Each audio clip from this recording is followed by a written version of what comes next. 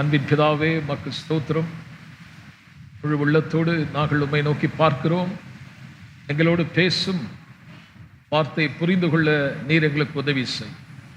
இயேசுவின் நாமத்தில் பிதாவே. சபையார் ஆமென் என்று சொல்லி. எல்லாரும் நல்லா வாழணும்னு விரும்புகிறோம். இந்த கோயிலுக்கு வந்தோம், அங்கே ஒருத்தர் இருக்கிறார், கை வச்சு ஜெபம் பண்ணால் சரியாயிடும் நினச்சா அது அப்படி நடக்கிறது இல்லை. பொதுவாக மதங்கள் பார்த்தீங்கன்னா அந்த இடத்துல யாராவது ஒருத்தர் இருப்பார், இந்த குருவானவரோ யாரோ ஒரு ஆள், அவர் இருந்து ஏதோ ஒன்று பண்ணுறாரு, ஜனங்களுக்கு ஒரு திருப்தி. ஆனால் நம்ம சபையில் வரும்போது இந்த வார்த்தையை குறித்து நம்ம அறிந்துக்கணும்.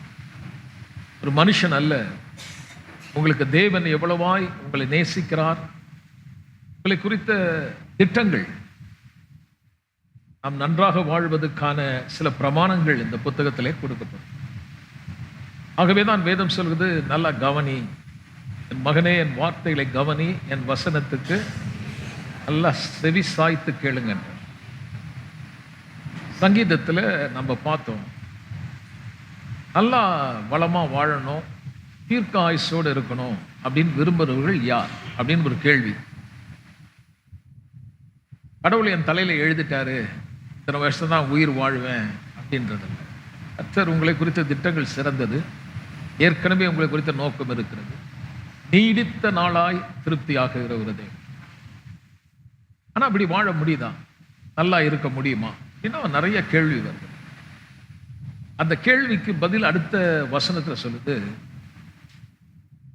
உன் நாவை பொல்லாப்புக்கும் உதடை கபட்டு வசனிப்புக்கும். தீமையானதை நீங்க பேசி பொய்யானதை பேசாதீங்க. நிறைய பேர் என்ன நினைக்கிறாங்க, பொய் பேசக்கூடாது, எல்லா மதத்திலும் தான் சொல்றாங்க. அந்த பொய் அல்ல, வேதம் வேறொரு காரியத்தை சொல். எப்படி நம்முடைய மனதை புதுப்பிக்கிறது என்ற காரியத்தில் பார்க்கும்போது இந்த பொய்யை விளக்குவதை குறித்து மிக அருமையான ஒரு காரியத்தை நம்ம இப்போ பார்க்க போறோம். டிரான்ஸ்ஃபர்மேஷனுக்கு முன்னாடி நம்ம how to renew your mind, உங்கள் மனதை எப்படி புதிதாக்குறது, புதுசாக்குறது என்ற காரியத்தை குறித்து நம்ம பார்க்கணும். கஷ்டம் வரும்போது, துன்பம் வரும்போது நல்ல வார்த்தையை பேசு, நல்லதே நடக்கும் அப்படின்னு சொல்றதை நீங்க கேட்டிருப்பீங்க. ஆனா வேதம் அப்படி சொல்லி கொடுப்பீங்க. ஏதோ சில வசனத்தை மனப்பாடம் பண்ணி கஷ்டமான நேரத்தில் ஆண்டவரே இப்படி சொன்னீரேன்னு சொல்லி அப்படி அல்ல மனதை புதிதாக்க. இந்த மனம் புதிதாகிறத பத்தி எழுதுறாரு. நான் இப்ப படிக்கிறேன் பாருங்க, 22வது வசனத்திலிருந்து பார்க்கலாம். எபேசியர் 4ஆம் அதிகாரம் 22வது வசனம், 23, 24 நான் படிக்கிறேன் கேள்.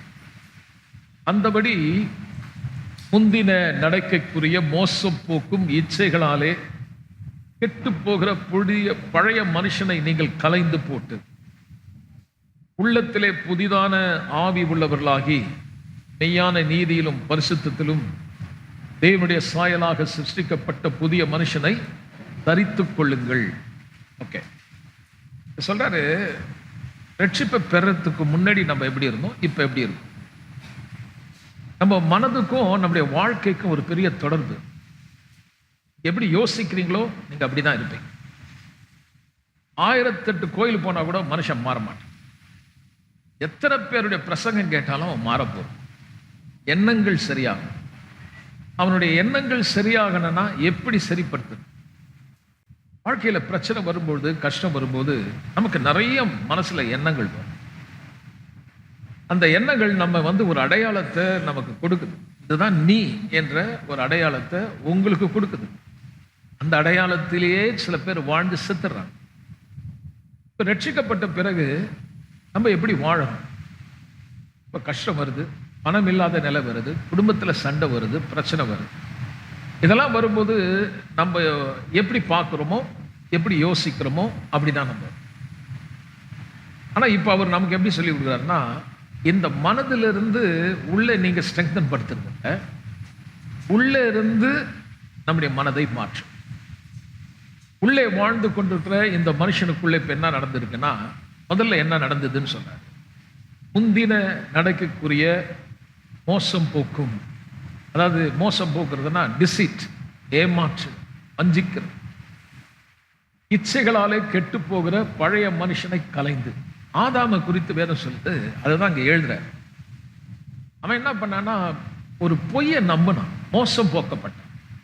கர்த்தர் அவனை ஆசீர்வதித்து பலுகி பெருகி பூமியை நிரப்பி கீழ்ப்படுத்தி ஆண்டு கொள்ளும்படியான ஒரு ஆளுகை ஆண்டவனா இந்த பூமியில மனுஷனை சிருஷ்டி. ஆனால் அவன் மோசம் போனான், அல்லது ஏமாற்றப்பட்டான், வஞ்சித்தான், ஒரு பொய்யை நம்பினான். அவன் அந்த பொய்யை நம்பினபடினாலே அவனுக்கு என்ன ஆச்சுன்னு பார்த்தீங்கன்னா, அவனுக்கு ஒரு அடையாளம் வந்தது. அவன் நிமித்த பூமி சபிக்கப்பட்டது. அந்த பூமியிலே இனி கர்த்தர் சொல்றாரு, முள்ளும் குறுக்கும் முளைந்து வரும். நாங்க நல்ல விதையை விதைக்கிறோம், அது பக்கத்திலே நம்ம விதைக்காதது முளைச்சு வரும்.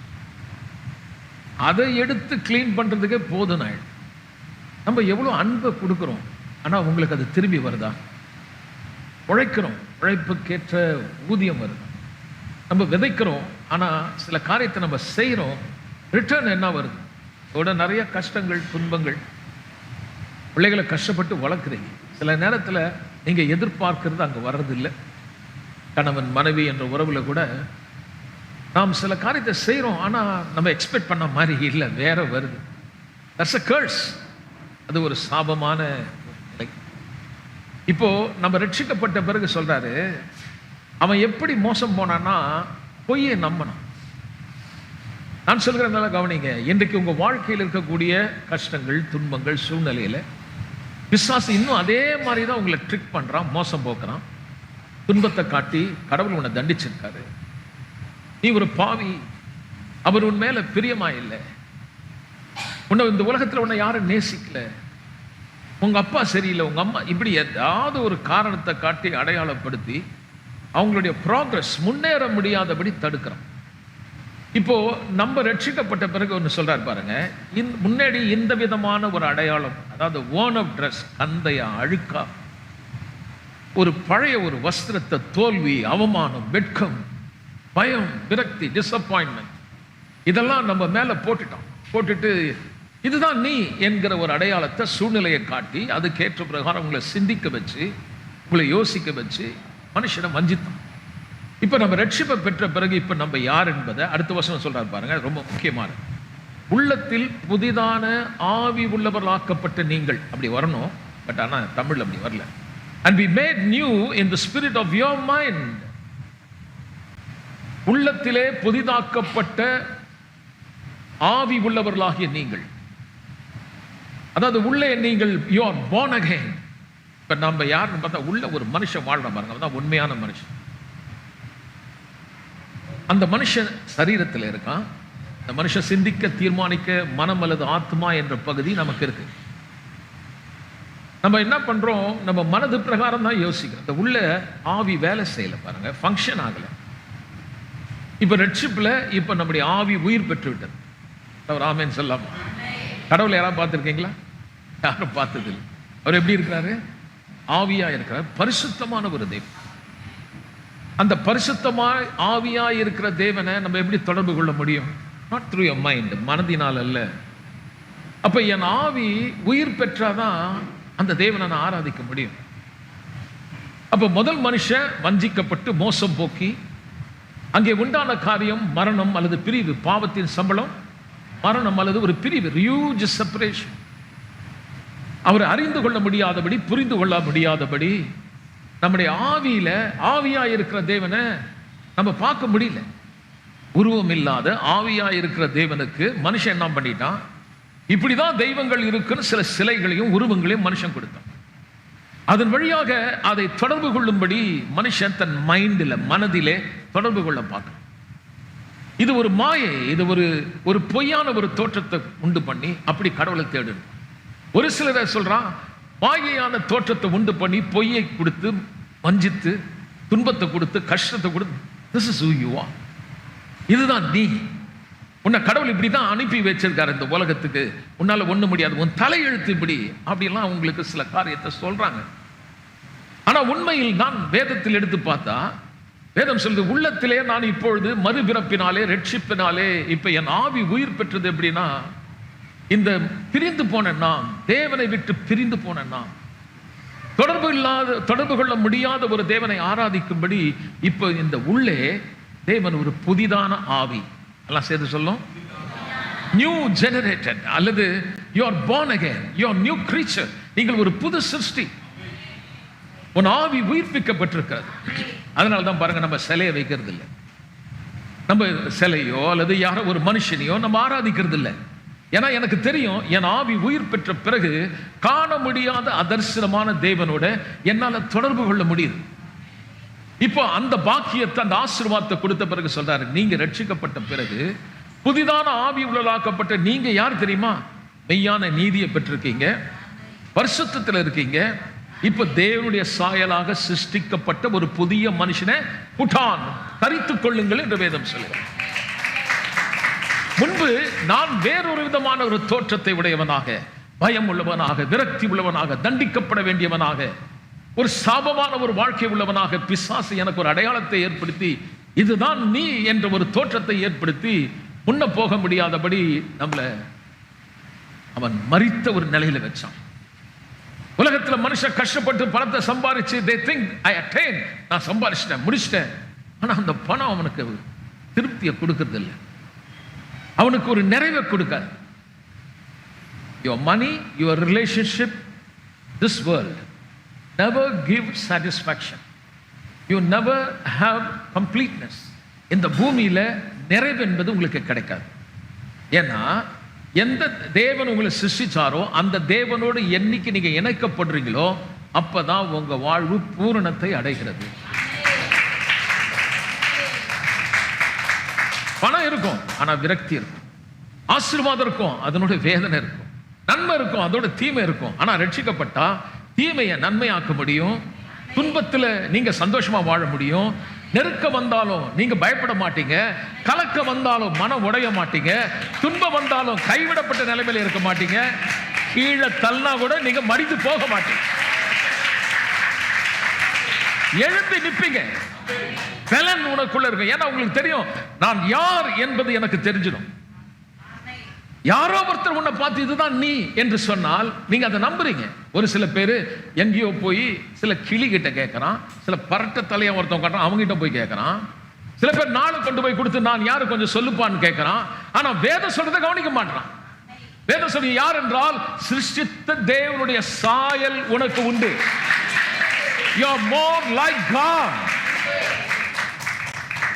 ஆனா முன்னாடி நான் அந்த சாயலை இழந்து பயம் உள்ளவனாய், விரக்தி உள்ளவனாய், அந்த தோற்று போன பிசாசின் சாயல் உடையவர்களாய் இருந்தோம். நமக்குள் மார்க்க பேதங்கள், சண்டைகள், பிரிவினைகள், அசுத்தங்கள், காம விகாரம், விபச்சாரம், வேசித்தனம், விக்கிரக ஆராதனை என்றெல்லாம் பிசாசு மனுஷர்களை பிரித்து போட்டு கவலையும் துன்பத்தை கொடுத்து இதுதான் நீ என்ற ஒரு அடையாளத்தை கொடுத்தான். ஆனால் கிறிஸ்துவுக்குள் வந்த பிறகு மெய்யான நீதி, எல்லாம் சொல்லுங்க, ஒரு மெய்யான நீதி. திரும்ப சொல்லுங்க. அப்போ உங்களை ஒரு அடையாளப்படுத்தும் போது நீங்க இல்ல பாஸ்டர் நான் ரொம்ப தப்பு பண்ணிட்டேன், நான் ஒரு தகுதி இல்லை, நான் ஒரு பாவி, நான் அவரை விட்டு ரொம்ப தூரம் போயிட்டேன், காணாம போயிட்டேன் அப்படி நீங்க நினைச்சீங்கன்னா, போன வாரம் சொன்ன உங்களுக்கு ஞாபகம் இருக்கும், 100 ஆடு எப்படி பாருங்க, சாதாரண பெரிய சத்தியத்தை ஒரு சாதாரணமா ஒரு சின்ன ஸ்டோரியில புரிய வைக்கிறார். அதுல என்ன சொல்லி கொடுக்குறாரு? 100 ஆடு ஒருத்தன் மேய்ச்சிட்டு இருக்கு, அதுல ஒரு ஆடு காணாம போச்சு. அந்த ஒரு ஆடு போன பிறகு லூக்கா 15 சொல்றாரு, அந்த ஆடை தன் தோல் மேல போட்டுட்டு வந்து ஜனங்கிட்ட சொல்றானா, என் ஆடு. நான் சொன்னா கொஞ்சம் நல்லா சொல்லுங்க. காணாம போன ஆடு யாரு ஆடு? அந்த ஆட்டுக்கு சொந்தக்காரர், அந்த மந்தைக்கு சொந்தக்காரர் சொல்றாரு, என் ஆடு தான் காணாம போயிடுச்சு, இங்க இருக்கும் போதும் அது என் ஆடு தான், காணாம போன போதும் அது என் ஆடு தான். அதே மாதிரி நீங்க தேவனுக்கு முன்பா இருக்கிற உங்களுக்கு சொல்றேன், நீங்க ஒருவேளை அவருக்கு தொடர்பு இல்லாம இருக்கலாம், ஆனாலும் நீங்கள் அவருக்கு சொந்தமானவர்கள். You belong to God. யாருக்கு சொந்தம்? அவருக்கு சொந்தம். ஒரு மந்தையை மேய்க்கிறான், அந்த ஆடு காணாம போயிடுச்சுன்னா அது என் ஆடு இல்லைன்னு சொல்ல மாட்டான். அதை தேடி பிடிக்கிற வரைக்கும், பிடிச்சி கொண்டு வரும்போது சொல்றான், தோல்ல வச்சு எடுத்துட்டு வரும்போது சொல்றான், அந்த மந்தையில் இருக்க எல்லா ஜனங்களும் பார்க்குறாங்க, சொல்றான் இது ஏன் ஆடு கிடைச்சிடுச்சு. இன்னைக்கு பிசாசு சொல்றா, இல்ல நீ அவர் பிள்ளை இல்ல, நீ தப்பு பண்ணிட்ட, காணாம போயிட்ட, அவருக்கு பிரியம் இல்லாதது, அவருக்கு முன்னாடி நீ அசுத்தமா வாழ்ந்துட்ட, அவருக்கு உனக்கு பிடிக்காதுன்னு சொன்னா, இல்ல நீ எனக்கு சொந்தமானவன். உங்களுடைய அடையாளத்தை இன்றைக்கு வேறு விதமாய் பாருங்கள். You are not lost. காணாமற் போன நிலைமையிலே இன்றைக்கு சில சூழ்நிலைகள், சில சம்பவங்கள் ஏற்பட்டு தேவனை அறியாதபடி நீங்கள் காணாமல் போய் அவரை அறியாமல் இருந்தாலும், இன்றைக்கு நான் சொல்லுகிறேன், உங்க அப்பா அம்மாவை வச்சு அவருக்கு சொந்த சொல்லலாம், அது பயாலஜிக்கல். ஆனா உண்மையை சொன்னா நீங்கள் அவருக்கு சொந்தமானவர்கள். You are not belong to yourself. நீங்கள் உங்களுடையவர்கள் அல்ல, நீங்கள் அவருக்கு சொந்தமானவர்கள். உள்ள ஒரு மனுஷன் வாழறான் பாருங்க, அவன் தான் உண்மையானவன். செத்த பிறகு என்ன சொல்லுவாங்க, நீ போயிட்டேன்மா. அப்ப இது பேர் என்ன? படுத்து கடக்க வச்சிருப்பான். அது பேர் என்ன சொல்றான்? பாடி. அவன் ராஜசேகர்னு பேர் வச்சுங்க, யாராவது தப்பா நினைச்சுக்காதீங்க. ராஜசேகர் போயிட்டான்னு சொல்ல மாட்டான், இங்க ராஜசேகர் படுத்துட்டு இருக்கான்னு சொல்ல மாட்டான். ராஜசேகர் போயிட்டாரு, இது பாடின்வான். போயிட்டாருன்னு சொன்னா அவர் எங்க போயிட்டாரு? இவன் நம்பால் உடனே சொன்ன, அவருக்கு நேரம் கடவுள்கிட்டே போயிட்டாரியா. நீங்க அதெல்லாம் காட்ட போறேன். உங்களுக்கு உள்ளே இருந்திருக்கக்கூடிய மனுஷன் தேவன் தமது ஆவியை ஊதினார், அவன் ஜீவன் உள்ள ஒரு ஆத்மாவாய் மாறினான். உள்ள ஒரு மனுஷன் வாழறான் பாருங்க, அவருக்கு சொந்தமானது உன் ஆவி. உள்ள வாழ்ந்து கூட இன்னமோஸ்ட் பீயிங், உள்ளே வாழ்ந்து கொண்டிருக்கிற மனுஷன் உண்மையான மனுஷன். அந்த மனுஷன் அவருக்கு சொந்தமான. இன்னொரு காரியத்தை விளக்குறா பாருங்க. ஒரு கையில காசு வச்சிருக்க ஒரு அம்மா, திடீர்னு அந்த காசு கீழே விழுந்து போச்சு, இருட்டில் போயிடுச்சு. உடனே விளக்க கொளுத்தி தொடப்பத்தை எடுத்து பெருக்கி அந்த நாணயத்தை கண்டுபிடிக்குது. இப்போ அதை உங்களுக்கு எடுத்து சொன்னேன். அது எப்படின்னா, ஒரு பணம், நான் ஒரு சின்ன வீடியோ கிளிப் நான் உங்களுக்கு அது எடுத்துன்னு வராமல் போயிட்டேன். ஓகே, என்ன கவனிங்க. கையில் பிடிச்சிட்டு ஒரு பையன் வரான், ஒரு 500 rupees நோட்டு காற்றுல பறந்து போய் குப்பைத்தொட்டில் விழுந்துச்சு. குப்பையெல்லாம் கிளறி அதில் மேலே அழுக்குலாம் இருக்குது, எடுத்து தூக்கி பிடிச்சி கரைச்சிச்சுன்றான். குப்பையில் இருந்ததுனால 500 ரூபா நோட்டு வேல்யூ குறையுமா? மதிப்பு குறையுமா? அந்த சந்தோஷம் அப்படி பிடிச்சா மன திரும்ப பறந்து போய் சேத்துல விழுந்துச்சு. சேரில் விழுந்து முழுசா சேரு மூடிட்டு இருக்க, தூக்கி உயர்த்து பிடிக்கிறான், சொல்றான் கடிச்சிச்சுன்னு. சேரு மூடி இருந்தாலும் அந்த மதிப்பு குறையுமா? அதே மாதிரி நீ எங்க விழுந்தாலும் உன் மதிப்பு குறையாது. உன்னுடைய அடையாளம் அதுதான். அதுதான் வேதம் சொல்லுது, நீ யார் என்றால் நீ என்னுடைய பார்வையிலே விலையேற பெற்றவன். You are so precious. You are very precious. நீங்கள் விலையேற பெற்றவர்கள். ஆமென். அப்போ அந்த விளக்க கொளுத்தி தேடினால அந்த விளக்கு தான் வேதம் சொல்லுது பாருங்க. சங்கீதம் 119 105வது சங்கீதம் அது சொல்லுது, கர்த்தருடைய வசனம் என் கால்களுக்கு தீபமும். தேவனுடைய வசனம் இந்த உலகத்தில் நடக்கும்போது, இருள் நிறைந்த இந்த உலகம், பாவம் ஒரு இருள், வியாதி ஒரு இருள். உங்க வாழ்க்கையில எது இருள்னா அறியாமை, இக்னரன்ஸ். எல்லாம் கவனிக்கிறீங்களா? இருள்னா என்னது? அறியாமை. எல்லாம் சேர்ந்து சொல்லுங்க. எனக்கு சில காரியம் புரியலன்னா, எப்படி ஒரு இருட்டில் ஒரு மனுஷன் உட்காரும் போது அவனுக்கு எங்க போறதுன்னு தெரியாதோ, அதே போல இக்னரன்ட், தெரியாத ஒரு மனுஷனுடைய வாழ்க்கை, அவனுக்கு எங்க போறன்னு தெரியாது, இருள். ஆனா இந்த வார்த்தை கிடைச்சதுன்னா அவன் காலுக்கு ஒரு விளக்கு, தீபமா ஆயிடுது. அவன் எங்க போனமோ அந்த பாதைக்கு ஒரு வெளிச்சமா இருக்கு. அப்போ கர்த்தர் சொல்றாரு, இந்த வசனம் ஒரு விளக்கு. அந்த விளக்கு உனக்கு கொடுக்கிற லைட் என்னன்னா, வெளிச்சம் என்னன்னா, you are very very precious. நீ விலையேற பெற்றவன். எல்லாம் சொல்லுவோம், நான் விலையேற பெற்றவன். இப்போ எப்படி மனசை புதுசாக்குறதுன்றதை குறித்து நம்ம இப்போ பார்த்தோம். அதில் பார்த்தீங்கன்னா, இப்போ நம்மளுடைய அடையாளம் உள்ள நான் யாருன்னு தெரிஞ்சாதான் அதுக்கேற்ற பிரகாரம் தான் என் மனதை மாற்றணும். என் மனதை கொண்டு என் உள்ள மாற்றல, என் உள்ளத்தை கொண்டு என் மனதை மாற்றுறேன். பட் வேர்ல்டு பார்த்தீங்கன்னா, உலகம் ஜஸ்ட் அப்படி opposite. They speak something positively. They thinking that they are renewing their mind by speaking positive word. முற்போக்கான சில வார்த்தையை நாங்கள் எப்படிங்க, எப்பயாவது ஒரு நாள் நல்லா ஆகிடும், ஏங்க கவலைப்படுறீங்க, கொஞ்சம் பாசிட்டிவாக பேசுங்கன்றான். அவன் முற்போக்கா பேசுறான். நாங்கள் அப்படி முற்போக்கா பேசல, அதுக்கு மேலே பேசுறோம். Already I know who I am. நான் ஏற்கனவே நான் யார் என்பதை அறிந்திருக்கிறேன். I am blessed. நான் ஆசீர்வதிக்கப்பட்டிருக்கிறேன். நான் பலவான், நான் ஏழை அல்ல, நான் ஐஸ்வர்யம் உள்ளவன், எதையும் செய்ய எனக்கு பலன் உண்டு. அதனால வேதம் சொல்லுது, நீ யார் என்ற அடையாளம் தெரிஞ்சாதான் உன்னை குறித்த ஒரு அவேர்னஸ் இருக்கும். ஒரு ஆளை கூப்பிட்டு நீ எதை செய்யாத, அதை பண்ணாத, இதை பண்ணா அவன் பண்ணிக்கிட்டே இருப்பான். As long as the law there, we violate the law. சட்டங்கள் இருக்கும் வரை ஒரு மனுஷனுக்கு நல்ல உபதேசம் கொடுத்துட்டா அவன் மாறிடுவானா? சட்ட திட்டங்களை கொடுத்து இதை செய்யாத, அதை செய்யாதுன்னு சொன்னா மாறிடுவானா?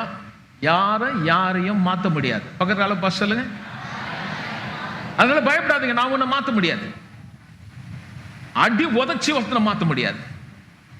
மாற்றம் என்பது ஒரு மனுஷனால் உண்டாகிறது அல்ல. அவரு மாத்திட்டாங்கன்றாங்க. இல்ல இல்ல இல்ல நல்லா கவனிங்க, நான் மாத்துறது கிடையாது. நான் உன் மதத்தை மாத்த வரல. நான் ஜீவன் உள்ள தேவனை குறித்து உனக்கு நான் சொல்றேன். உனக்கு ஒரு காட்சியை கொடுக்கிறேன். தேவனுடைய பார்வையில் நீ விலையேற பெற்ற. I am not interested to change your religion. உங்க மதத்தை மாத்துறதுல எனக்கு இன்ட்ரெஸ்டே கிடையாது. I don't believe in religion. மதத்தை நான் நம்புறதும் கிடையாது. மதம் ஒரு பைத்தியக்காரத்தனம். ஆனால் இந்த வசனம் எப்படி வாழணும் கத்துக் கொடுக்குது. way of life. நீங்கள் சிறந்து வாழ முடியும். அப்போ இந்த வேத வசனத்தை குறித்து நீங்க பார்க்கும்போது முதல் காரியம் சொல்லுது, எனக்கு ஒரு அடையாளத்தை கொடுத்து அந்த அடையாளத்துக்கு ஏற்ற பிரகாரம் மனசை மாத்து. இப்ப ரெண்டாவது காரியம் நான் காட்ட போறேன். we are no more under the base of law of living. இந்த உலக பிரகாரமான சட்ட திட்டங்களுக்கு உட்பட்ட, நியாயப்பிரமாணத்துக்கு உட்பட்ட வாழ்க்கை நம்ம வாழல. அதுல இருந்து நான் விடுதலை ஆயிட்டேன். ரோமர் 4ஆம் அதிகாரம் 15வது வசனம். அதாவது எப்படி சொல்றேன்னா, அன்லேர்னிங் லா பேஸ் திங்கிங். அதாவது நியாயப்பிரமாணத்தை பிராக்டிஸ் பண்ணி அதன்படி வாழ்ற வாழ்க்கை அல்ல, கிருபை நிறைந்த ஒரு வாழ்க்கை. ரோமர் 4ஆம் அதிகாரம் 15வது வசனம் படிக்கலாம்.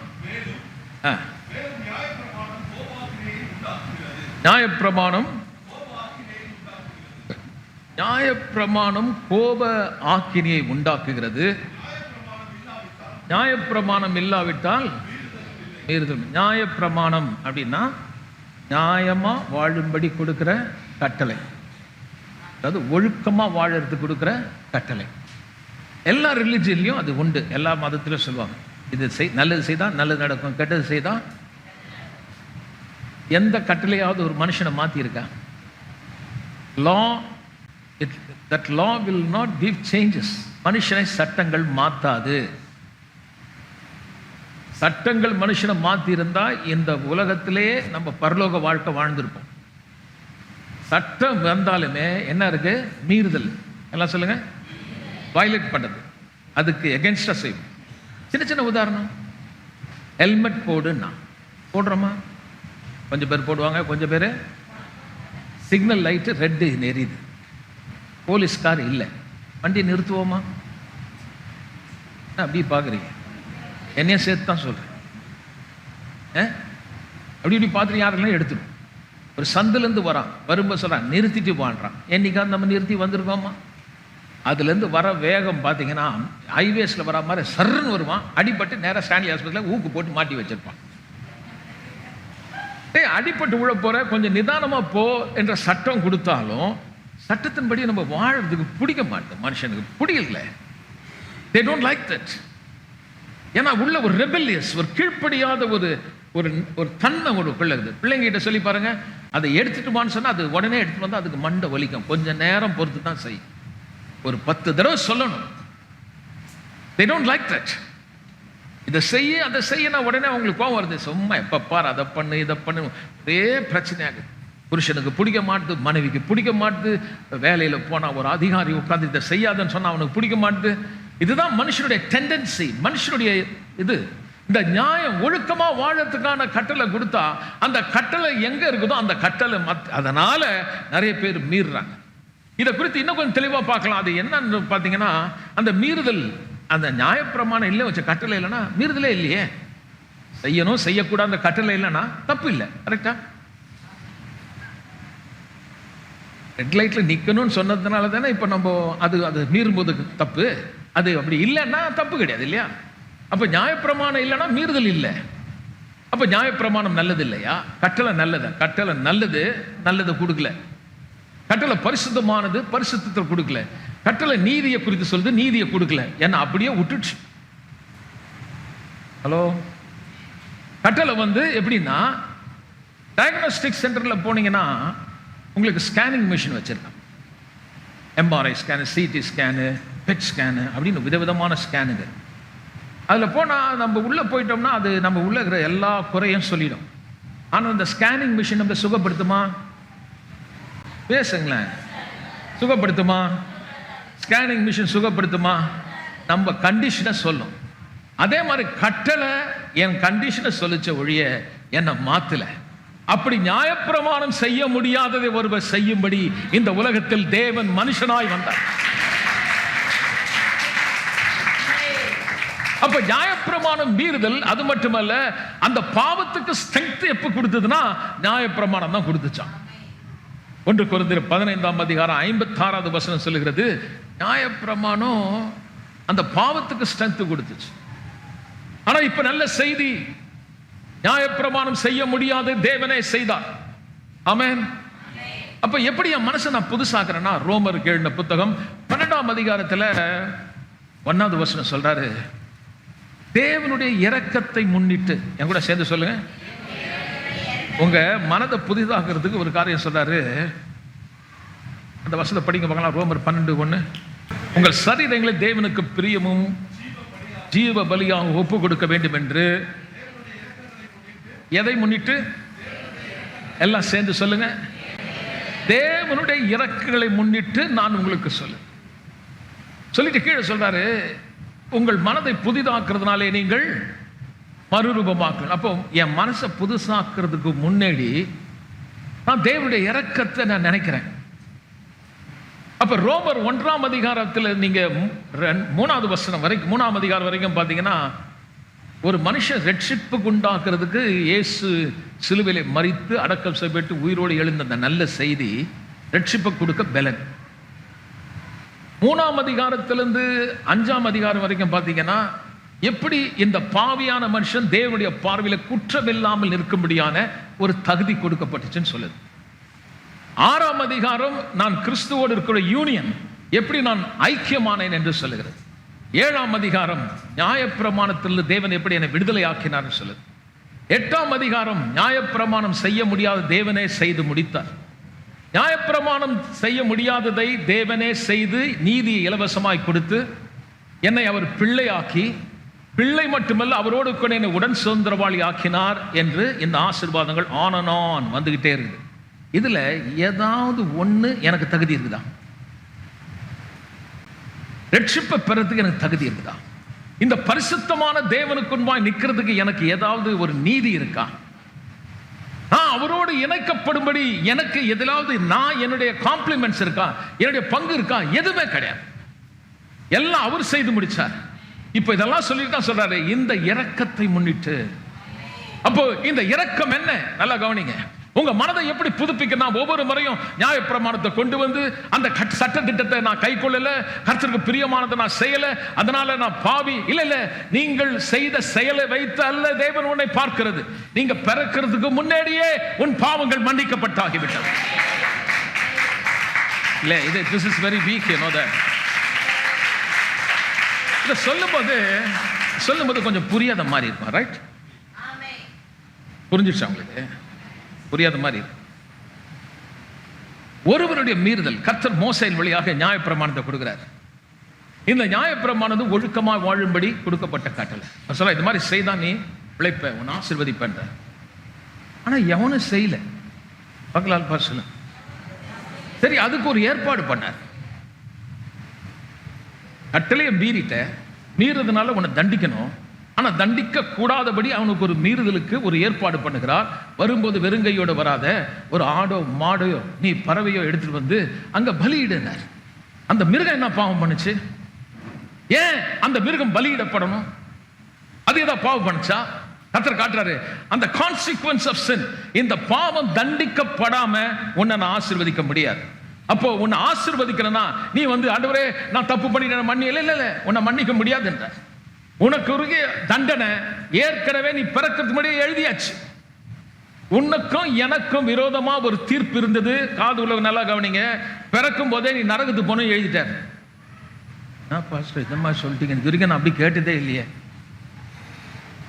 உங்களுக்கும் எனக்கும் விரோதமா ஒரு கையெழுத்து இருந்துதான். அந்த கையெழுத்து போடப்பட்டது என்னன்னா, ஒருவனுடைய மீறுதல் நிமித்தம் நம் மேல் ஒரு தீர்ப்பு கொடுக்கப்பட்டது.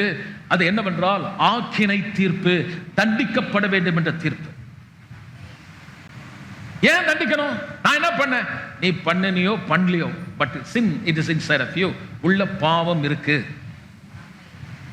அந்த பாவம் உள்ள இருக்கிறதுனால தான் நமக்கு யோசிக்கிறது நமக்கே பிடிக்கல, நம்ம செய்யற காரியம் நமக்கே பிடிக்கல. we are controlling ourselves. So the law is there like a teacher. ஒரு வாத்தியாரை போல உபாத்தியரை போல என்னை கட்டுப்படுத்துது. அதை செய்யாத இதை செய்யாதன்னு செய்யும் போது எனக்கு குற்றம் மனசாட்சி வருது. கோயிலுக்கு போகும்போது வெக்கமா இருக்குது. பைபிளை தூக்க பிடிக்கல. 4 பேர் முன்னாடி என்னுடைய பாவத்தை நான் மறைக்கிறேன். அதை கண்டுபிடிச்சு யாராவது சொன்னா ஐ கெட் ஆங்கர், கோபம் வருது. Right? You don't accept that. இப்போ நல்ல செய்தி என்ன? இதுல என்ன சொல்லப்பட்டிருக்குது? இப்படி ஒரு தீர்ப்பு கொடுக்கப்பட்டது, அதனால் தண்டிக்கப்படும். சுமந்த பாவத்துடைய கான்சிக்வன்ஸ் காட்டுறாரு. வரும்போது சும்மா வந்துடாத, உன்னை நான் ஆசீர்வதிக்க முடியாது. பாவம் அங்கிருந்து நீக்கப்படுறதுக்காக பாவம் செய்யாத ஒரு மிருகம் கொல்லப்பட்டது. அங்க ஒரு காட்சி அவங்க பார்த்தாங்க. பா பெருபு, என்னால் அல்லவா அந்த மிருகம் கொல்லப்படுது. ஒரு மிருகம் அப்படியே விடுவாங்க, வனாந்தத்தில் விடுறாங்க, அது போது. எப்படி கிழக்குக்கும் மேற்கும் தூரமோ அதே போல காட்டுறாரு. உன் பாவம் உன்னை விட்டு எப்படி நீக்கப்படும்னா, இந்த மிருகம் எப்படி கண்ணை விட்டு காணாம போதோ அது போல இந்த மிருகத்தின் ரத்தம் சிந்தப்பட்டு உன் பாவம் உன்னை விட்டு நீக்கினேன் அப்படின்னு காட்டி அவர் சொல்றாரு, காலம் நிறைவேறும் பொழுது நானே உனக்காக மனிதனாக வருவேன். நல்ல கையில தட்டி. ஆதாம் பாவம் செய்த உடனே அவன் எப்படி பாவம் செய்தான்? என்ன பாவம் பண்ணான்? சிகரெட் பிடிச்சானா, கஞ்சா பிடிச்சானா, விபச்சாரம் பண்ணானா, வேசித்தனம் பண்ணானா? கொஞ்சம் யோசிச்சு பார்த்தோமா, என்னையா பாவம் பண்ண? அங்க ஒரு பழம், 2 விதமான மரம் இருக்கிறது, நிறைய விருட்சங்கள். அங்கே நன்மை தீமை அறியத்தக்க மரம், ஜீவனை கொடுக்குற ஒரு மரம், ஜீவ விருட்சம். இந்த கனியை புசிக்காத என்ன? ஆனா பிசாசு ஒரு பொய்ய சொல்றான், டிசீட், வஞ்சிக்கிறான், ஏமாத்துறான். நீ புசிச்சா நீ தேவனை போல இருப்பேன்னு சொன்ன உடனே அவனுக்கு கொடுக்கப்பட்ட அந்த செல்ஃப் வில், எதையும் செய்யலாம் அவனால், அவன் விருப்பம், அவன் என்ன வேணாலும் செய்யறதுக்கு கர்த்தர் மனுஷனுக்கு ஒரு சித்தத்தை கொடுத்தாரு. செய்யும் திறன், ஃப்ரீ வில், சுதந்திரமா செய்யலாம். ராமன் சொல்லாமே, அதான் மனுஷனுக்கு கொடுத்த ஒரு பெரிய ஒரு ஜென்டில்னஸ். கடவுளுடைய ஜென்டில்னஸ் எங்க இருக்குன்னா, என்ன ரோபோட் மாதிரி படைக்கல. எழுந்திருக்கிறேன் அப்படி வரும். நம்ம வந்தா வருவேன், போனா போவேன், அது என்னுடைய விருப்பம். அதே மாதிரி கோயிலில் நீங்க இருக்கலாம், இல்லைன்னா பேச மாட்டீங்க, வெளியே போலாம். It's your will. உங்க சுய சித்தத்தை எவனும் கட்டுப்படுத்த முடியாது. என் இஷ்டத்தை நான் செய்வேன் நீங்க சொல்றீங்களே, அந்த இஷ்டத்தை, அந்த சித்தத்தை என்னைக்கு மனுஷன் நான் எனக்கு என்ன தெரியுதோ அதை நான் செய்வேன், உங்க வார்த்தையை நான் கேட்க மாட்டேன், என் விருப்பத்தை செய்யறேன்னு சொன்ன, தட்ஸ் a sin. அந்த மீறுதல். கர்த்தர் மனுஷனை உண்டாக்குன காரணம்னா, உன் சித்தத்துல என் சித்தத்தை செய்யதான் இந்த பூமியில உன்ன ஒரு கடவுள் மாதிரி வச்சிருக்கான்ற. ஆனா அவன் தேவனுடைய சித்தத்தை செய்யாம அவன் விருப்பத்தை செய்தனால இந்த பூமி சபிக்கப்பட்டது. அந்த சாபத்தில் என்ன வந்தது பூமியில? அவர் சொல்றார், உன் நிமித்தம் இந்த பூமி சபிக்கப்பட்டிருக்கும். இனி நீ விதைப்ப கூட என்ன வரும்? முள்ளும், பீட்ஸ், குறுக்கு, களைகள். அதை புடுங்கிறதுக்கே பெரிய வேலையா போகுது. மனைவிக்கு புருஷன் அன்பை கொடுக்கிறான், சில மனைவி தீமையை கொடுக்கிறான். மனைவி புருஷனுக்கு அன்பே கொடுக்கிறா, ஆனா புருஷன் மனைவிக்கு முள்ள கொடுக்கிறான். கஷ்டப்பட்டு பிள்ளைய வளர்க்குறாங்க, பிள்ளைகள் வேற மாதிரி நடக்குது. வேலையில போய் கஷ்டப்பட்டு செய்யறீங்க, ஆனா வேறொரு காரியம் வருது. எது நீங்க சொல்றீங்க? ஐ எம் டிசப்பாயிண்டட், நான் ஏமாந்துட்டேன், எவ்வளவு செய்றேன், எவ்வளவு நன்மையை செய்யறேன், நன்மைக்கு நன்மை வரலையே, நன்மையோட தீமையும் கலந்து வருது. இதை சரிப்படுத்துறதுக்கே பெரிய வேலையா போகுது. காரணம் என்ன? ஏன் இந்த வேதனை, ஏன் இந்த துக்கம், இந்த பூமி ஏன் இப்படி மாறினது என்றால் வேதம் சொல்லு, உன்னுடைய சித்தம், நீ you are decided to do that. அப்ப அந்த நாள் முதற்கொண்டு நமக்கு விரோதமா ஒரு கையெழுத்து, ஒரு தீர்ப்பு இருந்தது, நாம் தண்டிக்கப்பட வேண்டும் என்று. அப்ப கர்த்தர் சொல்றார், உன் வித்துக்கும் அவள் வித்துக்கும். அவளுக்கு ஏது வித்து? ஒரு பெண்ணுக்கு ஏது வித்து? ஆணுக்கு தானே வித்து. அங்க சொல்றாரு, ஒரு கன்னிகை கற்பவதியாகி ஒரு குமாரனை பெறுவாள். காலம் நிறைவேறும் பொழுது இயேசு கண்ணியிலே திருமணமாகாத ஒரு பெண், வேதம் சொல்கிறது, அவள் கர்ப்பவதியாகி பரிசுத்த ஆவியினாலே அந்த வார்த்தையை பெற்றவள் தேவனை இயேசுவை இந்த உலகத்தில் மனுஷனாக அவர் கொண்டு வந்த காரணம் என்றால் கிறிஸ்து மதத்தை ஸ்தாபிக்கும்படி அல்ல, உன் பாவத்துக்கு பலிக்கு பரிகாரம் செய்யும்படி. நல்ல கரங்களை தட்டி தேவனை சொல்லி ஒரு பரிகாரம் செய்யப்பட வேண்டும் என்பதற்காக படைத்த தேவனே இந்த மனுஷனாய் வந்து எல்லா பாவத்தையும் தன்மையில் ஏற்றுக்கொண்டார். ரோமர் 8ஆம் அதிகாரம் 4வது வசனம் சொல்கிறது, அந்த சரீரத்திலே உன்னுடைய பாவம் என்னுடைய பாவம் தண்டிக்கப்பட்டது. திரும்ப சொல்றேன், காது உண்டு விழுந்தா கேளுங்க. அவர் சரீரத்திலே உன் பாவம் தண்டிக்கப்பட்டது. அந்த தண்டிக்கப்பட்ட பாவம் எனக்காக இயேசு தண்டிக்கப்பட்டார், எனக்காக மரித்தார், உயிரோடு எழுந்தார் என்றால் இருதயத்திலே விசுவாசித்தால் உனக்கு நீதி உண்டாகிறது. ஒரு தீர்ப்பு. எப்படி ஆதாம் நிமித்தமா எனக்கு தீர்ப்பு இருந்ததோ இப்பொழுது நான் கிறிஸ்துவுக்குள் வந்த பிறகு எனக்கு ஒரு தீர்ப்பு கொடுக்கப்பட்டாகிவிட்டது. நான் நீதிமான். இப்ப நான் எப்படி யோசிக்கணும்? உள்ள எனக்கு என்ன நடந்ததோ அதுக்கேற்ற மாதிரி நான் யோசிக்கிறேன். பிரச்சனை வரும்பொழுது, கஷ்டம் வரும்பொழுது, சாபமான காரியம் வரும்பொழுது உள்ள எனக்கு தெரியும் என் பாவம் தீர்க்கப்பட்டாகிவிட்டது, என் சாபம் என்னை விட்டு தொலைந்து விட்டது, என் வியாதியை ஒருத்தர் சுமந்திருக்கிறார். ஆகவே என் எண்ணத்தை நான் மாத்துறேன். உள்ள என் இருதயத்திலே புதிதான ஆவி உள்ளவனாய், பழைய வஸ்திரம் மோசம் போன அந்த வியாதி, மோசத்தினாலே வஞ்சிக்கப்பட்டதினாலே வந்த வியாதி, வஞ்சிக்கப்பட்டதால் வந்த தரித்திரம், பாவ வாழ்க்கை, அதை என் உடையாய், அதுதான் நான் என்ற ஒரு அடையாளத்தை தூக்கி போட்டு கிறிஸ்துவினாலே எனக்கு கொடுக்கப்பட்ட மெய்யான பரிசுத்த நீதியை தரித்துக் கொண்டு உள்ளத்திலே நான் பார்க்கிறேன், I am completed, நான் பூரணமானேன், நான் ஆசீர்வதிக்கப்பட்டிருக்கிறேன், நான் நீதிமான். ஆமென். அப்ப கட்டளை எடுத்து போட்டாரா? இல்ல இல்ல. இப்ப உங்களுக்கு வந்து கட்டளையை கொடுத்து செய்யாதன்னா நம்ம செய்யறோம். That's our weakness. இப்ப அந்த கட்டளை எடுத்து போடல, எனக்குள்ள ஒரு அவேர்னஸ் வருது. ஆமென் சொல்லுவோமே. நான் அந்த போன வாரம் கூட சொன்னேன்ல, கல்யாணத்துக்கு போகும்போது இல்லை நல்ல ஒரு ஃபங்க்ஷன் போகும்போது நல்ல ட்ரெஸ் போடுறீங்க, காஸ்ட்லி ட்ரெஸ் போட்டுக்கிறீங்க, எங்க வேணாலும் உட்காருவீங்களா? பேச மாட்டீங்க. பஸ்ஸில் ஏறுறீங்க, ஒரு உதாரணத்துக்கு, அது சீட்டு நல்லா இருக்குன்னு பார்ப்பேன். அந்த கல்யாணத்துக்கு போறீங்க, சேரை பார்ப்பீங்க. ரொம்ப எக்ஸ்பென்சிவ் ட்ரெஸ் போட்டிங்கன்னா பஸ்ஸு போக மாட்டீங்க, குடி ஒரு டாக்ஸி என்று. பொண்ணு கல்யாணம் பண்ணுறாங்க, வீட்டில் கார் இல்லை, கார் ஹயர் பண்ணுறீங்களா இல்லையா? ஒரு மாட்டு வண்டி வச்சு அனுப்பது தானே. நாங்கள் பேச மாட்டோம், ஒரு ஆட்டோவில் அனுப்பேன். ஏன் அனுப்ப மாட்டீங்க? இல்லைங்க, அனுப்ப முடியாது, நல்ல ட்ரெஸ்லாம் போட்டு அவனும் ஒரு நல்ல விதமாக அனுப்பணும்னு ஆசைப்படுறேன். அவங்களும் நல்லா கம்ஃபர்டபுளாக போட்டு மாலைலாம் போட்டுன்னு அன்னைக்கு ஒரு நாள் போடுற ஆக்டிங் இருக்க, அவங்க பண்ணி கார் ஹையர் பண்ணுற கார் தான் ஆடி பண்ணிடுறாங்க, ரோல்ஸ் ராய்ஸ் பண்ணுறாங்க. ஆனால் வீட்டில் அந்த அது ஒன்று சைக்கிள் பைக்கை வச்சுருக்காங்க. பட் அவங்களுக்கு வந்து தெரியுது, இது மாதிரிலாம் ட்ரெஸ் பண்ணிட்டா நான் இதில் தான் போகணும். அதே மாதிரி உள்ளத்து நான் யார் என்று தெரிந்தால் அங்க பரியாசக்காரன் பக்கத்தில் உட்காருவேனா, சாராய கடைக்கு போவேனா, அல்லது பாவ வாழ்க்கைக்கு போவேனா, விபச்சாரத்துக்கு போவேனா, அசுத்தமான காரியத்தை செய்வேனா? இல்லையே. நான் யார்? எனக்கு பரிசுத்தத்தை உடையாய் கர்த்தர் கொடுத்திருக்கிறாரே. அப்படி உள்ளத்திலே நான் யார் என்பதை அறிந்து என் மனதை நான் மாற்றுகிறேன். உள்ளத்தில் நான் யார் என்று அறிந்து என் மனதை நான் மாற்றுகிறேன், என் மனதை நான் புதிதாக்குகிறேன். இனி நான் பழைய மனுஷன் அல்ல, நான் கிறிஸ்துவுக்குள் ஒரு புது சிருஷ்டி.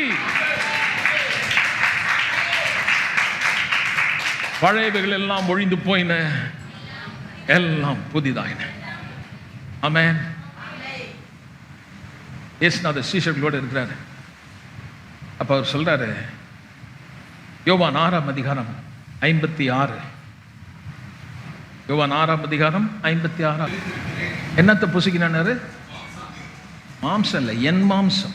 அப்படித்தானே போட்டிருக்கேன். என் மாம்சம் என் ரத்தம். என் மாம்சத்தை புசிச்சு என் ரத்தத்தை குடிச்சா நித்திய ஜீவன் கிடைக்கும். They got anointed. 68வது வசனம் படிங்களேன். 66 66 படிங்க.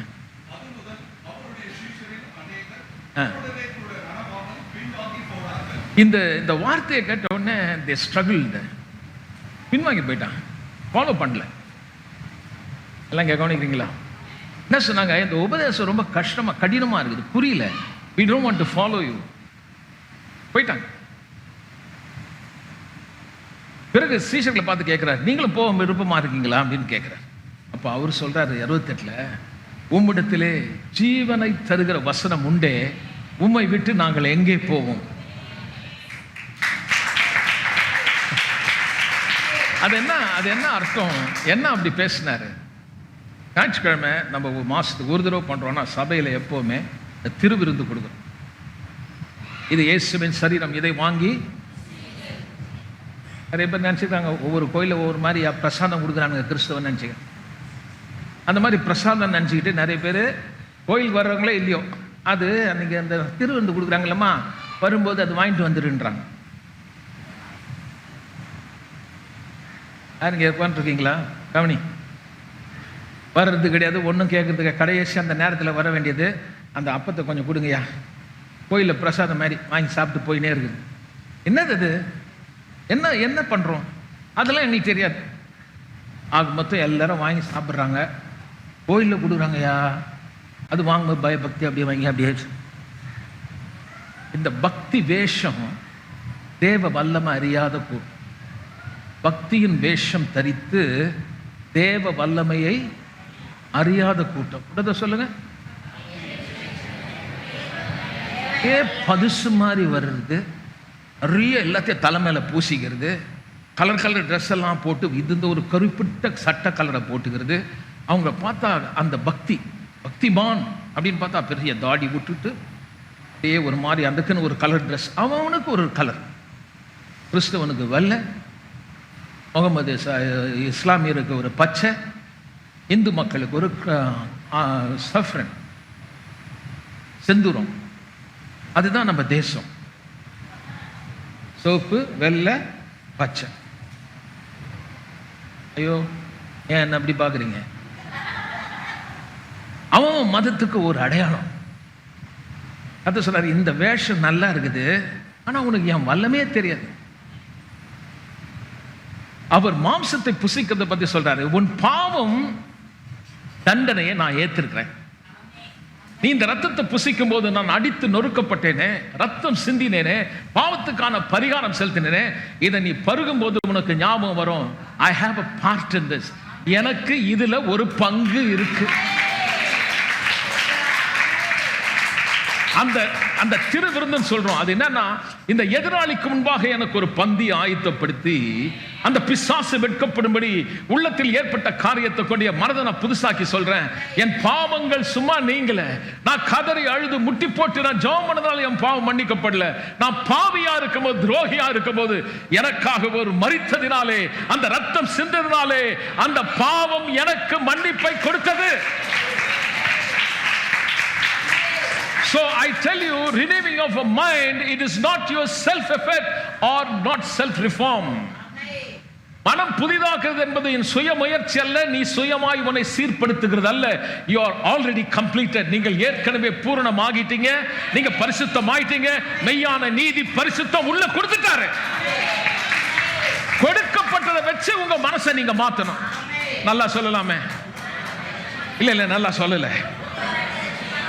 சொல்லுங்க, நான் பெற்றுக்கொண்டேன். கர்த்தர் சொல்றாரு, சில கிறிஸ்துவ சொல்றாங்க, நான் கண்டுகொண்டேன் என் ரட்சகர். நீ கண்டுகன, அவர் நம்மளை கண்டுபிடிச்சார். எப்படிலாம் தப்பா பாடுறோம் பாரு. நம்ம என்னமோ அவரை கண்டுபிடிச்ச மாதிரியும், நீ எங்க என்ன கண்டுபிடிச்ச? நான் உன்னை கண்டுபிடித்தேன். I found you when you were in pit. நீ குழியில் இருக்கும் போது நான் கண்டேன், பாவத்தில் இருக்கும் போது நான் பார்த்தேன், உலகம் உன்னை உதாசீனப்படுத்தின போது நான் கண்டேன். ஏன் தற்கொலை பண்றான்? அவன் உதவிக்கு தேடினான், பார்த்தான், யாருமே இல்லைன்ற ஒரு நிலை ஆயிடுச்சு. ஏன் மனுஷன் சாகணும்னு நினைக்கிறான்? Nobody is there to help me. ஆனா ஒரு நல்ல செய்தியை சொல்லுகிறேன், தற்கொலை முடிவல்ல, உன்னை நேசிக்கிற ஒருத்தர் இருக்கிறார். உன்னை கைவிடாதவர், பரிசுத்தமான மிகப்பெரிய ஒரு தேவன். மனு அவதாரம் எடுத்தது எதுக்குன்னா, என் பாவத்தை என்னில் எடுத்து போடும்படி, என் மீறுதலை என்னை விட்டு நீக்கி எனக்கு ஒரு பரிகாரம் செய்யப்பட்டுச்சு. அது ஆட்டு ரத்தம் அல்ல, மாட்டு ரத்தம் அல்ல, படைத்த தேவன் மனுஷனாய் வந்து சொந்த ரத்தத்தை சிந்தி என்னை விலை கொடுத்து வாங்கிட்டார். Now I belong to him. எல்லாம் சேர்ந்து சொல்லுவோம், நான் அவருக்கு சொந்தமான. திரும்ப சொல்லுங்க. பவுல் சொல்றாரு, நான் கூட ரொம்ப மோசமான, நான் பாரிசி, நான் மத தீவிரவாதி. பவுல் சவுலா இருக்கும்போது சொல்றாரு, நான் யார் தெரியுமா? மத தீவிரவாதி. கோயில் அடிச்சு உடைச்சேன், கிறிஸ்தவர்களை சாகடிச்சேன். ஆனா இன்னைக்கு நான் யாருன்னா சொல்ல பாருங்க, 1 கொரிந்தியர் 15:10, by grace of God I am what ஐ ஆம். இன்னைக்கு நான் இப்படி இருக்கிறேன்னா அது நான் அல்ல, அது தேவனுடைய கிருபை. இன்னைக்கு நான் அப்போஸ்தலனா இருக்கிறேன்னா, இன்னைக்கு நான் சபையை துன்புறுத்துறேன்னா, அப்போஸ்தலனா இருக்கிறேன்னா, கர்த்தருடைய வார்த்தையை போதிக்கிறேன்னா அது நான் அல்ல, அது தேவனுடைய கிருபை. இன்றைக்கு நீங்க இங்க இருக்கீங்கன்னா அது தேவனுடைய கிருபை. ஒரு காலத்தில் நான் தேவனுக்கு விரோதமாய் இருந்தேன், பாவியாய் இருந்தேன், மறக்கப்பட்டிருந்தேன், காணாமல் போய் இருந்தேன், அசட்டை பண்ணப்பட்டிருந்தேன். ஆனால் இன்றைக்கு நான் அவராலே கண்டுபிடிக்கப்பட்டேன், நான் அலங்கரிக்கப்பட்டேன். இப்பொழுது இந்த சாம்பலை தேவன் சிங்காரமாய் மாற்றினார். What a transformation! ஒரு சாம்பல டஸ்ட சிங்காரமாக்கினார். குப்பையை எடுத்து பிரபுக்கு முன்பாக உட்கார வச்சார். இன்றைக்கு நீ தள்ளப்பட்டாயா? மனுஷனால் புறக்கணிக்கப்பட்டிருக்கீங்களா? நன்மையை தேடுறீங்களா? உண்மையான தேவன் யார் என்று உள்ளத்தில் ஒரு தேடுதல் இருக்கா? இன்றைக்கு நான் உனக்கு ஆணித்தரமாய் சொல்லுகிறேன், தேவன் பரிசுத்தர், நீதி உள்ள ஒரு தேவன், மாம்சத்திலே வெளிப்பட்டு காணப்படாத அதர்சனமான தேவனோட உறவை ஏற்படுத்தும்படி இந்த உலகத்தில் எந்த மனுஷனாலும் செய்ய முடியாததை, எந்த நியாயப்பிரமாணம் செய்ய முடியாத தேவனே செய்யும்படி மனிதனாய் வந்து செய்து முடித்த அந்த நாமம் இயேசு என்னும் நாமம். நீ ரட்சிக்கப்படும்படி வேறே நாமம் இல்லை. வானத்தின் மேலும் பூமியும் பூமி கீழெங்கும் வேறே நாமம் கொடுக்கப்படவில்லை. There is no mediator between God and man. There is only one mediator, that is Lord Jesus alone. கடவுளுக்கும் மனுஷனுக்கும் மத்தியஸ்தர் ஒரே ஒருத்தர் தான். அல்ல, ஒரு ஆமென் சொல்லுவோம். அதனால தான் ஒரு மனுஷனா வந்தார். மனுஷன் இழந்து போனதை மனுஷன் மீட்டெடுக்கணும். அதான் நியாயம், அதான் நீதி. அதுக்காக ஒரு மனு அவதாரம் எடுத்து வந்தார். பகலால சொல்லுங்க, இல்ல நல்லா சொல்லல. பாம்பு அவதாரம் கிடையாது, சிங்க அவதாரம் கிடையாது, குரங்கு அவதாரம் கிடையாது. என்ன அவதாரம் எடுத்தாரு? தோத்திரம். மனுஷனாக வந்தார். தேவகுமாரன் மனுஷகுமாரனாகி மனுஷர்களை தேவகுமாரர்களாய் மாற்றுங்கள். That's the secret. Now we are children of God. பிள்ளைகளானால் நான் அவரோடு உடன் சுதந்திரவாளி. அப்ப நான் என்ன நினைக்கிறேன்? What is my inheritance? என் சுதந்திரம் என்ன? நான் வியாதியில சாவது என்னுடைய தலையெழுத்தா? என் சுதந்திரமா? என் மனசு எப்படி மாத்திரம் பாரு. எனக்காக ஒரு அடிக்கப்பட்டிருக்கிறாரு. How can I accept that? நான் எப்படி ஏற்றுக்கொள்வேன்? வியாதியை வெறுக்கிறேன், அருவருக்கிறேன். என் வியாதியை ஒருத்தர் சுமந்து தீர்த்தான்னு சொல்லுது. என் மனசை எப்படி மாத்திரம் பாரு. வேதம் சொல்லுது நான் சுகமானேன். ஆகவே ஆண்டவரே, பலவீனம் இருக்கு, வலி இருக்கு, வேதனை இருக்கு, ஆனால் எழுதியிருக்குதே, நீர் என் வேதியை மெய்யாகவே மெய்யாகவே என் பலவீனத்தை, என் வலியை, என் வேதனையை சுமந்தீரே, இனி நான் சுமக்க தேவையில்லை. எனக்கு விரோதமாக இருந்த கையெழுத்தை எடுத்து போட்டீரே, எனக்கு விரோதமாக இந்த தீர்ப்பு நீக்கப்பட்டாகிவிட்டதே. ஒருத்தர் காதில் வந்து விஸ்பர் பண்ணான், no no no no, listen, you have to suffer, you have to go through, God is giving you, God is allowing you to go through. கர்த்தர் தான் உனக்கு கொடுத்திருக்காரு, அவர் உனக்கு இந்த சிலுவையை கொடுத்தாரு, எடுத்துக்கோ, நீ வாழ்ந்துக்கோ, வியாதியில் இருந்துக்கோ. உடனே உதறணும். கண்டு கொண்டேன் வெளிச்சத்தை, என் இருதயத்திலே ஒரு வெளிச்சம் உண்டாகிவிட்டது. Now I have understanding. எனக்கு புரிஞ்சிடுச்சு, என் தேவன் எனக்காக மாம்சத்திலே வந்து என் இடத்தை ஏற்றுக்கொண்டு தண்டிக்கப்பட்டபடினாலே எனக்கு விரோதமாக இருந்த கையெழுத்தை குலைத்து போட்டார். இனி நான் தண்டிக்கப்பட வேண்டிய அவசியம் இல்லை. கிறிஸ்துவுக்குள் வாழும் எனக்கு வெற்றி உண்டு. Now I am declared I am a more than a conqueror. நான் முற்றிலும் ஜெயம் கொள்ளுகிறவன். எப்படி இப்படி பேச முடியும்? எந்த பக்கம் நெருக்கப்பட்டும் எப்படி பேச முடியும்? கலக்கம் வந்தாலும் அது எப்படி சொல்ல முடியும்? துன்பப்படுத்தப்பட்டும் எப்படி சொல்ல முடியும்? கீழே தள்ளினாலும் எப்படி அப்படி பேசுறீங்க? விசுவாசித்தேன். என்ன விசுவாசிங்க? இந்த வெளிச்சம் எனக்குள் வந்தது. இந்த மண் பாண்டத்துக்குள்ளே தேவனுடைய அறிவாகிய ஒளி உள்ளே வந்து விட்டது. அந்த வார்த்தையை கொண்டு என் மனதை நான் மாற்றுகிறேன். அப்போ உங்க மனம் எப்படி மாறுதோ அதே மாதிரி ஆக்ஷன் இருக்கும். உங்க மனசுல என் மேல கோபம் வருதுன்னு வச்சுங்களேன், நான் என்னங்க எப்படி இருக்கேன்? நல்லதாங்கப்பா. That's a reflection. Reflections of your heart. உங்களுக்கு யாரோ ஒருத்தர் பிடிக்கல, அவங்க கேட்குறாங்க, என்னங்க சாப்பிட்டீங்களா? சாப்பிடாம அங்கே நான் பட்டி கண்டு சாப்பிடுமா? என்னங்க என்ன கேட்ட இப்படி பேசுறீங்க? அந்த பிடிக்கல பிடிக்கல. யூஆர் உள்ள இருக்கிறது வெளியே வரும். அகத்தின் அழகு சட்டியில் இருக்கிறது தான். இருதயத்தின் நிறைவினால் உள்ள என்ன இருக்குதோ அதானே வரும். அப்போ உள்ள தேவனுடைய வசனம் இருந்தால் என் மனசை நான் மாத்துறேன், என் எண்ணங்களை மாத்துறேன், நான் யோசிக்கிறத மாத்துறேன். பயமான நேரத்தில் என் உள்ளத்துல ஒன்று தெரியுது, என்னை காக்கிற தேவன் என்னோடு கூட இருக்கிறார், என் வலது கையை பிடித்திருக்கிறார், எனக்கு துணை இருக்கிறார். ஆகவே நான் சொல்லுகிறேன், பயப்பட மாட்டேன். நல்லா சொல்லுவோம், நான் பயப்பட மாட்டேன், நான் அஞ்ச மாட்டேன், நான் வெட்கப்பட்டு போக மாட்டேன். தேங்க்யூ. 4 பேர் சொன்னதுக்காக. 4 பேர் தான் சொல்றீங்க. சொல்லுங்க, நான் பயப்பட மாட்டேன், நான் கலங்க மாட்டேன், நான் அஞ்ச மாட்டேன், நான் தோற்று போக மாட்டேன். கிறிஸ்துவுக்குள் வாழும் எனக்கு வெற்றி உண்டு.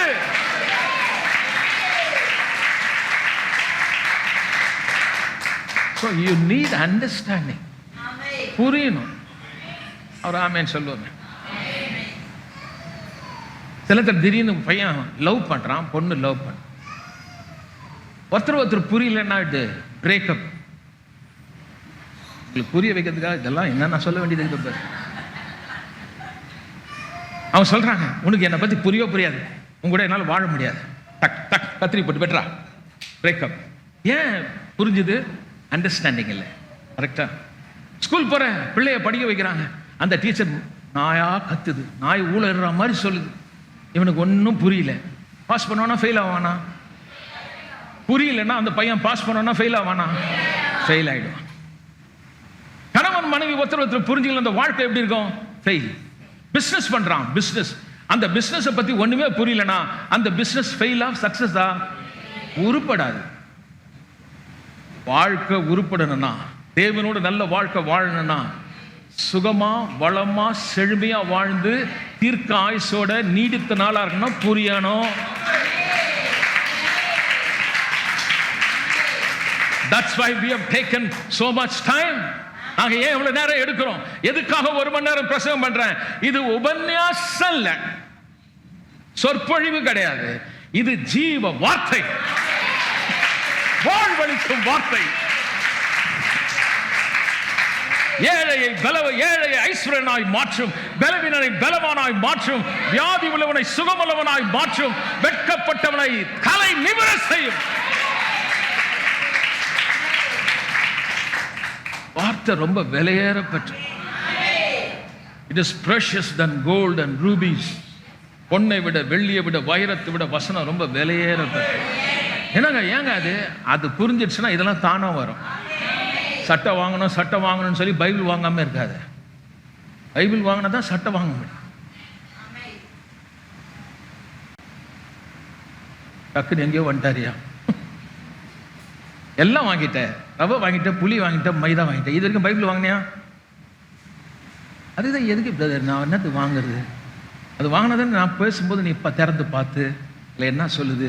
சரி பைபிள் வாங்கல. ஃபோன் வாங்கிட்டியா? ஃபோன் இருக்குதா? பைபிளா? நீங்கள் தைரியமாக காட்டு. அந்த ஃபோனில் பைபிள் இருக்குதா? ஆனால் ஏதோ ஒரு பொண்ணு ஃபோட்டோ, அம்மா ஃபோட்டோ, அப்பா ஃபோட்டோ இதெல்லாம் போட்டு வச்சுருக்கேன். எதையோ டவுன்லோட் பண்ணுறேன். பைபிளை டவுன்லோட் பண்ண கேட்டால் பத்திரிமா அது தெரியல, மிச்சதெல்லாம் டவுன்லோட் பண்ணிட்டேன்.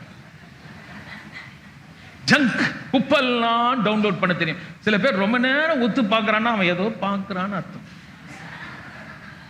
ஒரு அம்மா சொல்லுது, என் பையன் ரூம் போனா அவன் அப்படியே கதவு சாத்தி அந்த கம்ப்யூட்டரில் படிச்சு, தயவுசெய்து கொஞ்சம் திடீர்னு திறந்து போ, உள்ள என்ன பண்றான் பாரு. என்ன அவனா அப்படி படிக்கிறான், ஏதோ பண்ணிட்டு இருக்கிறான். ஒன்றும் தெரியாது, ஒன்றும் தெரியாமல் சொல்லக்கூடாது. அப்டேட் பண்ணிக்கணும். பெரியவங்களாம் கவனிக்கிறீங்களா? பெற்றோர்கள் கவனிக்கிறீங்களா? கற்றுக்கணும். பிள்ளைங்க வந்து சொல்லும் போது ஒன்றும் தெரியாமல் இப்படி முழிச்சுன்னு கூடாது, கற்றுக்கணும். எனக்கு ஒன்றும் தெரியாதுன்னு சொல்லக்கூடாது. இப்போ வர டெக்னாலஜி எல்லாம் எல்லாருக்கும் ரொம்ப ஈஸியாக்கிட்டான். Everybody can learn. ஒரு காலத்தில் நம்மளே உட்காந்து கணக்கு போட்டுனே இருந்தால் எவ்வளோ கஷ்டமாக இருந்தது. ஒரு கால்குலேட்டர் வந்தது, மொத்தத்தையும் போட்டோன்னா டக்குன்னு ஆன்சர் கொடுத்தது. அப்படியே கொஞ்சம் கொஞ்சமாக டெவலப் ஆகிட்டே வந்துச்சு. தீர்க்க முடியாத ப்ராப்ளம்லாம் சால்வ் பண்ணுறதுக்கு எல்லாம் இங்கே இருக்குது. இப்போ ஏஐ வந்துருக்குது. ஏஐ இப்போ எவனும் பேசுறது இல்லை, ஏஐ கிட்டே பேசிட்டு இருப்பான். Hey Google, tell me how to compromise with this girl. What dress I need to put? Look at me, I'm looking nice or what? You change this color. Adu sollu. This blue is not proper, you put another color. Now you tell me how I... Yes, perfect. இப்போ யார் நாலுரா? கம்ப்யூட்டரே ஆண்டுட்டு இருக்குது. நல்லது இருக்குது, கெட்டது இருக்குது. Every invention there is good and evil. Choose the good. நல்லதை தேர்ந்தெடு. கத்தி நல்லதானே? கத்தி நல்லதானே? சில பேர் கையில் கத்தி கெட்டது. உனக்கு இருந்தா கறி வெட்டுறீங்க, காய் வெட்டுறீங்க, அவன் மனுஷன் தலையை வெட்டுறான். கரண்ட் நல்லதானே? பேச மாட்டேன். அதுதான் லைட்டு கொடுக்குது, ஏசி ஓடுது. அதே கரண்ட்ல கையை கொண்டு போய் வச்சு பாரு, அதில் நல்லது இருக்குது. உடனே ஐயோ ஒருத்தர் அதில் வச்சு செத்துட்டாரு, கவர்மெண்ட் கிட்ட போய் நான் கரண்ட் எல்லாம் பேன் பண்ண சொல்ல போறேன், இனிமேல் கரண்டே தேவையில்லை. அந்த மாதிரி தான் நம்ம ஆளுங்க பாருங்க. நம்மளுக்கு கம்ப்யூட்டர் வேணாம், அது அந்தி கிறிஸ்து. அல்லேலூயா. டிவி வந்தோடனே ஆண்டவருக்கு ஸ்தோத்திரம். டிவி இருந்தால் டிவி வரும். அப்புறம் கம்ப்யூட்டர் வந்தால் அது அந்தி கிறிஸ்து. இப்ப ஏஐ வந்தவொடனே சொல்லுவாங்க அதுவும் ஒரு ஆவி. எல்லாத்துலயும் கெட்டதுக்குது. எதுக்கு நீ கம்ப்யூட்டர் போற? வீட்டில் உன் பக்கத்திலே கெட்டது இருக்கும். நீ உட்கார இடம், போற இடம், பஸ்ல போனாலும் எங்க போனாலும் நல்லது இருக்குது, கெட்டது இருக்குது. You must choose the good.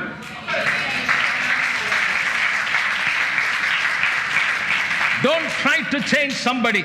யாரோ ஒருத்தரை மாத்த பார்க்காதீங்க, உங்களை நீங்கள் மாற்றிக்கொள்ளுங்கள்.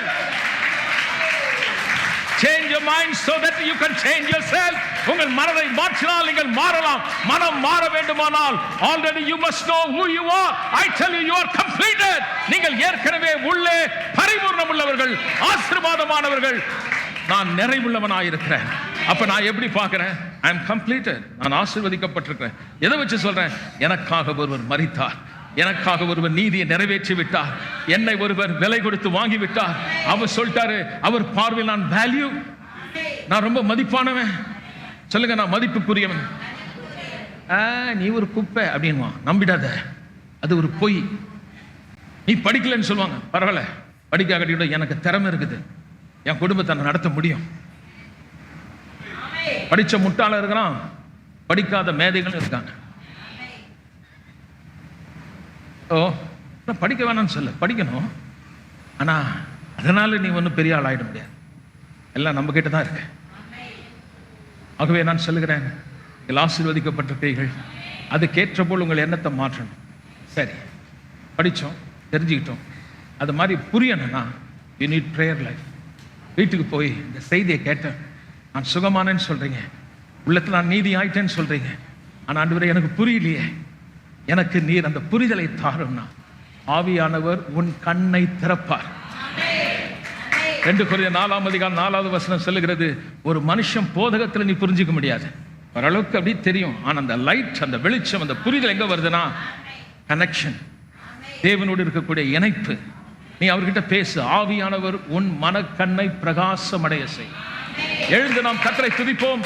கர்த்தர் நல்லவர். சந்தோஷமா இருக்கீங்களா? அல்ல, டக்குன்னு எழுந்துருங்க, பரவாயில்ல. உங்களுக்காக நான் ஜெபம் பண்ண போறேன். ஐயா, சரீரத்தில் வியாதி இருந்தால் கூட நீ சுகம் ஆயிடுங்க. என்ன மாதிரி பிரச்சனை இருந்தாலும் இங்கிருந்து நீங்க பதிலை பெற்றுட்டு தான் போவீங்க. இன்னைக்கு ஒருவேளை உங்க வாழ்க்கையில எப்படி இருக்கீங்கன்னு தெரியாது, அதுதான் உங்களுடைய டெஸ்டினி, அதுதான் முடிவுன்னு நினைச்சுக்காதீங்க.